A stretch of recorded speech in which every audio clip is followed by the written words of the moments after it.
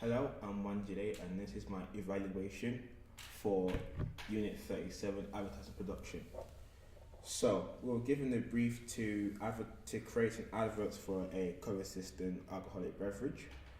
With that idea, I had a names of brands to choose from Smirnoff to Guinness to Ciroc, all these well-known brands. But in the end, I kind of fell upon Absolute when I was doing some more research on alcoholic brands, and I thought it kind of appealed to me because of the modern take on the vodka on the vodka scene. So I thought, okay, I'll give that a shot. So what I did was I kind of created a mind map, or just different ideas of what I wanted to achieve from this. So what I did, I just kind of I just made some brief notes and like kind of did a bit of research on what Absolute were, and I kind of got the vibe was that they like to celebrate in style, like to have to enjoy yourself, live for their moment. You never know what the night could hold. And just having that element of just not knowing what's gonna happen. So I thought, okay, that's a cool vibe to go with. So my idea was to use the bottle, which is a main selling point for Absolute as a company itself, because that's their most recognizable item about them. So I thought I'd incorporate that into my idea. So the idea was kind of, because I looked back on their previous advert campaigns, and they had this campaign that was called Absolute Vodka, where they'd use the out of the bottle as a stencil, but then it would just incorporate so many other like artistic elements to it, and it looks really cool. So I thought I'd take that as an influence and use it in my work. So my idea was to use stop motion animation, because I enjoy using stop motion, and it's it can be very sophisticated, but in the end it look really good on the screen. So I thought I'd use the outline of the bottle and try and have little bits of like these little leaves or any sort of that I can maybe use to have them snake around the bottle to create like an outline of it. And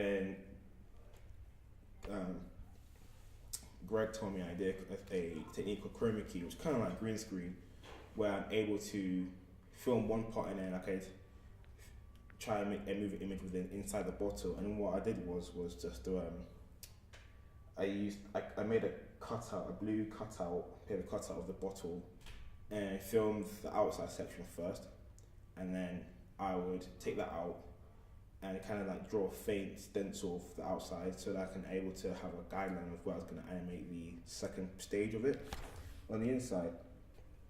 So yeah, so why I chose this idea because I thought it would complement Absolute's creative style and their recognition of style, and it would be a cool idea just to do something different, because they're kind of all about the party. I thought to kind of turn it down a notch and just kind of stay focused on the artistic and creative element, which I think I achieved. So how I did that, kind of briefly explained in the first bit, but as I just had to. Why I did it was I had to move each little piece at a time, move it like in a couple inches, so, and take a picture using the camera, which I'd set up with. So I had my table, I had the surface to work with, my camera tripod, and then shutter button. So when it comes to animating stop motion, you do not touch the camera. That's a main priority rule. So using that, I was able to take a picture, move the piece, take a picture, and maybe took like 100 pictures for this first section. So when you play it back, it appears smooth. Everything is all in nice. Nothing's kind of jittery. It's all in one smooth motion. And when I finished it and I played it back to Greg and Neil, I got some feedback off them to how to improve it. So Greg mentioned that at the end, I should try and link I made like these little paper splatters to appear inside the bottle and have them link in with the beat, go in sync with the beat, so it kind of looks more natural. which me and him achieved. So it works really well, and having to make sure that everything's in line within the bottle. And when I got feedback of Neil, he said, look out for the words that pop up, because sometimes they'll go too fast or it'll be too slow. So sort that out. And also, and actually, it was Brendan who told me to do the word bit, because when I first played it to him, he said it looked kind of bit. It wasn't much happening, so he said he could add maybe some fillers to help out, just to flesh it out a bit more, which I did with the words. And overall, I would say I was happy. I was 90% happy with the work what I managed to produce. It was something it was the thing that I'd had in my head the whole entire time, so I wasn't like surprised, or I was just happy with what happened.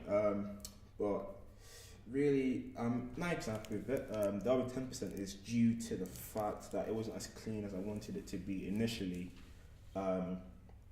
Because I had to change rooms halfway through shooting, or halfway through filming, because the studio was booked. So I had to go to another room which had better lighting, unfortunately. So it looks nicer than I did in the studio. But also I think I need to kind of work on the just not being organized, just a bit more structured with what I want to do, because obviously when I was filming, I kept adding on bits that were in my storyboard originally, that kind of came from head, out the top of my head, and I thought it would kind of be interesting just to kind of include more into it. So next time I'm trying to be more assertive of what I want in it, and have a basic guidance. This is what I want in it. I'm not going to add anything, even if it's a good idea. I'll stick with what I've got on my storyboard, so that I have more time to just focus on that, and having to create new bits for it, which is also another thing where when I had an idea, I had to get more material, and I had to prep, and that's another thing, I didn't prep well enough for the shooting. So when the shoot came, I wasn't properly prepared to shoot, so I was kind of wasting time just cutting bits out and doing this, and just not really what you want to do when you do stop motion, because it can be really time consuming and you need all the time you can get.